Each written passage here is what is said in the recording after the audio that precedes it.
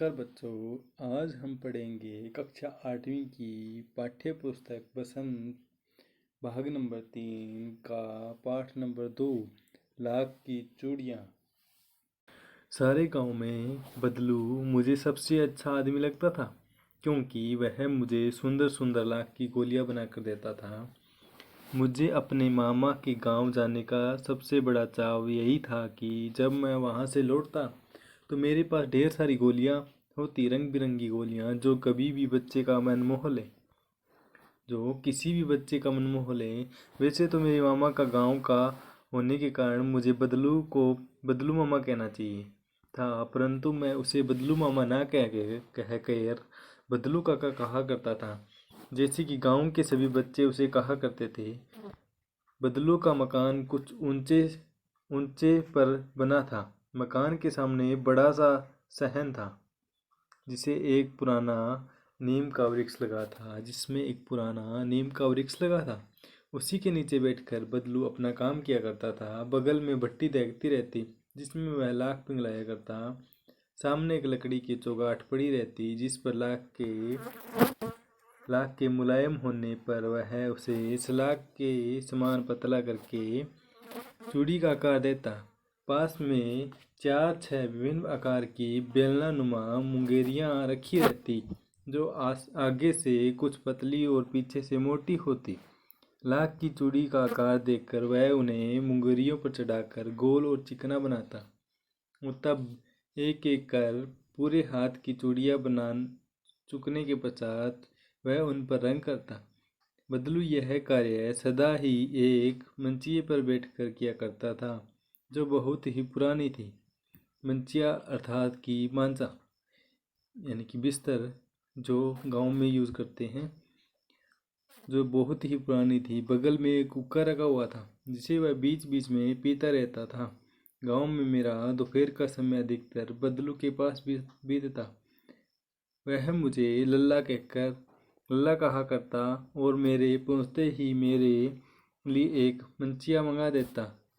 मैं घंटों बैठे बैठे उससे इस प्रकार चूड़ियाँ बनाते देखता रहता। लगभग रोज ही वह 4-6 जोड़े चूड़ियाँ बनाता।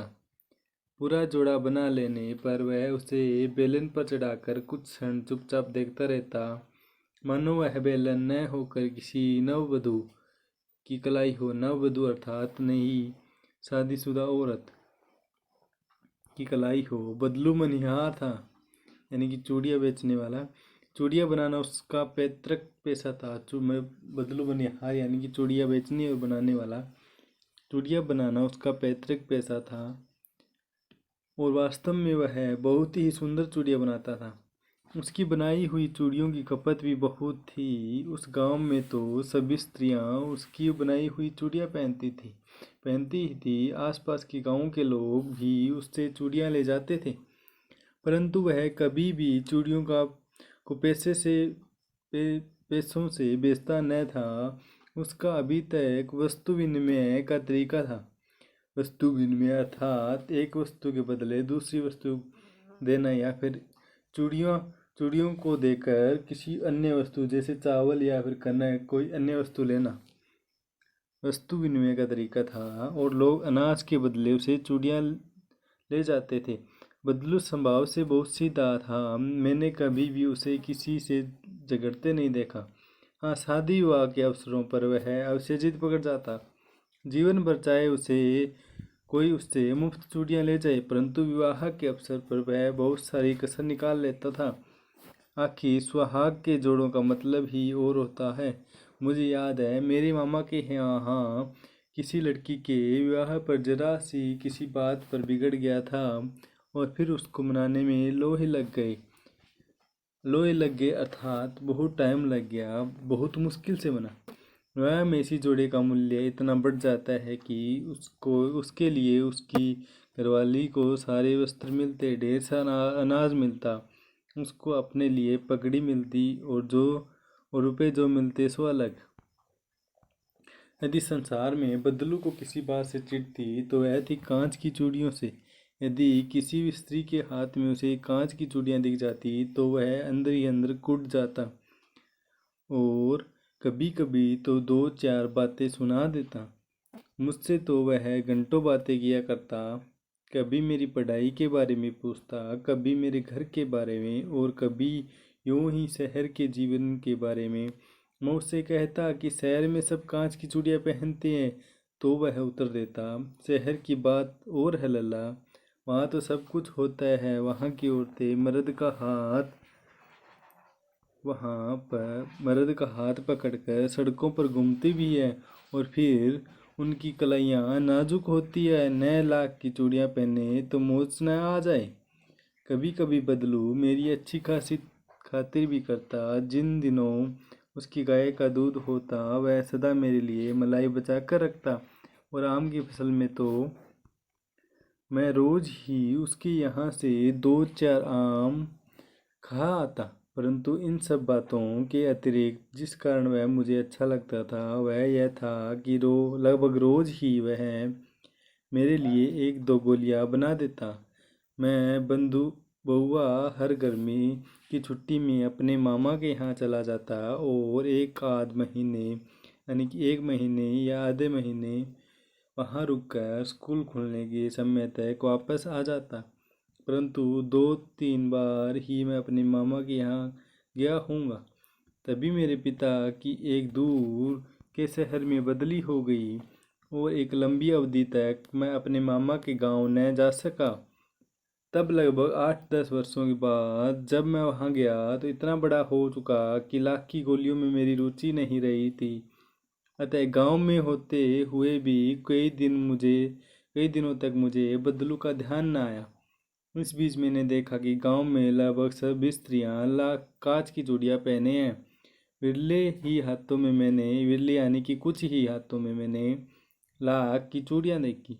तब एक दिन सहसा मुझे बदलू का ध्यान आया।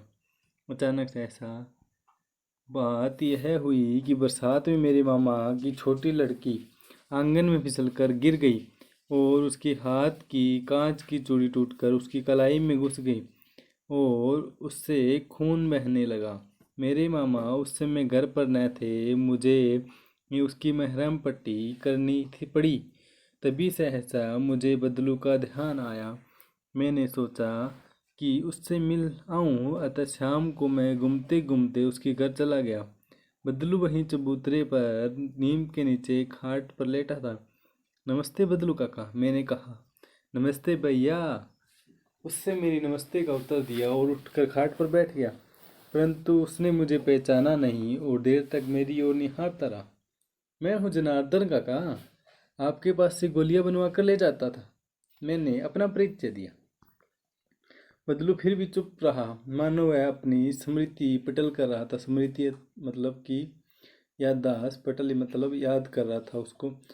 पटल पर अतीत के चित्र, अतीत मतलब इतिहास यानी कि बीता हुआ कल, इतिहास के चित्र उतार रहा हो। तब वह एकदम बोल पड़ा, आओ आओ लला, बैठो, बहुत दिन बाद गाँव आए। हाँ, इधर आना नहीं हो सका काका, मैंने चारपाई पर बैठते हुए उत्तर दिया। कुछ देर फिर शांति रही। मैंने इधर उधर इधर इधर दृष्टि दौड़ाई। न तो मुझे उसकी मचिया ही नजर आई, न भट्टी। आजकल काम नहीं करते काका, मैंने पूछा। नहीं लला, काम तो कई साल से बंद है। मेरी बनाई हुई चूड़ियाँ कोई पूछे तब तो। गांव में कांच का प्रचार हो गया। वह कुछ देर चुप रहा, फिर बोला, मशीनी युग है ना या लला, आजकल सब काम मशीन से होता है। खेत भी मशीन से जोते जाते हैं, और फिर जो सुंदरता कांच की चूड़ियों में होती है, लाख में कहाँ संभव है। लेकिन कांच बड़ा खतरनाक होता है, बहुत जल्दी टूट जाता है, मैंने कहा। नाजुक तो फिर होता ही है लल्ला। कहते कहते उसे खांसी आ गई, और वह देर तक खांसता रहा। मुझे लगा उसे दमा है। अस्थमा के साथ साथ उसका शरीर ढल चुका था। उसके हाथों पर और माथों पर नसें उभर आई थी। जाने कैसे उसने मेरी शंका भांप ली और बोला, दमा नहीं है मुझे, फसली खांसी है, यही 2 महीने से आ रही है, 10-15 दिन में ठीक हो जाएगी। मैं चुप रहा। मुझे लगा उसके अंदर कोई बहुत बड़ी व्यथा था।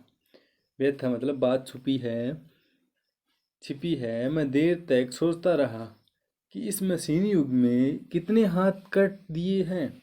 कुछ देर फिर शांति रही जो मुझे अच्छी नहीं लगी। आम की फसल अब कैसी है काका? कुछ देर पश्चात मैंने बात का विषय बदलते हुए पूछा। अच्छी है लला, बहुत अच्छी है, उसने लहक लहक कर उत्तर दिया और अंदर अपनी बेटी को आवाज़ दी। अरे रज्जो, लला के लिए आम तो ले आओ। फिर मेरी और मुखातिब होकर बोला, माफ़ करना लला, तुम्हें आम खिलाना भूल गया था। नहीं नहीं काका, आम तो इस साल बहुत खाए हैं। वाह वाह, बिना आम खिलाए कैसे जाने दूंगा तुमको। मैं चुप हो गया। मुझे वे दिन याद हुआ है जब वह मेरे लिए मलाई बचा कर रखता था। गाँव तो अच्छी है ना काका? मैंने पूछा। गायें कहाँ है लल्ला? 2 साल हुए बेच दी, कहाँ से खिलाता।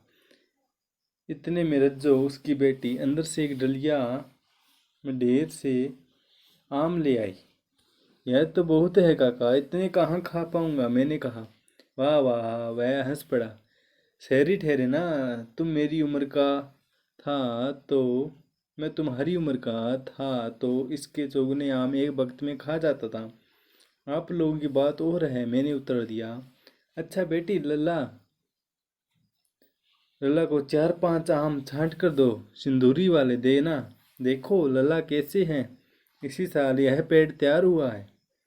रज्जू ने 4-5 आम अंजलू अंजलू में लेकर मेरी ओर बढ़ा दिए। अंजलू मतलब हाथ, हाथ में लेकर मेरी ओर बढ़ा दिए। आम लेने के लिए मैंने हाथ बढ़ाया तो मेरी निगाह एक क्षण के लिए उनके हाथों पर ठिठक गई। गोरी गोरी कलाइयों पर लाख की चूड़ियाँ बहुत ही फब रही थी। बदलू ने मेरी दृष्टि देख ली और बोल पड़ा, यही आखिरी जोड़ा बनाया था जमींदार साहब की बेटी के विवाह पर। 10 आने पैसे मुझको दे रहे थे, मैंने जोड़ा नहीं दिया, कहा शहर से ले आओ। मैंने आम ले लिए और खाकर थोड़ी देर पश्चात चला आया। मुझे प्रशंसा हुई कि बदलू ने हार कर भी हार नहीं मानी। उसका व्यक्तित्व कांच की चूड़ियों जैसा न था जो आसानी से टूट जाए। कामतानाथ। आ, आज बच्चों, आज हमने पढ़ा लाख की चूड़ियों का पाठ, जिसका जिसका रचयिता यानी कि जिसके रचयिता थे कामतानाथ।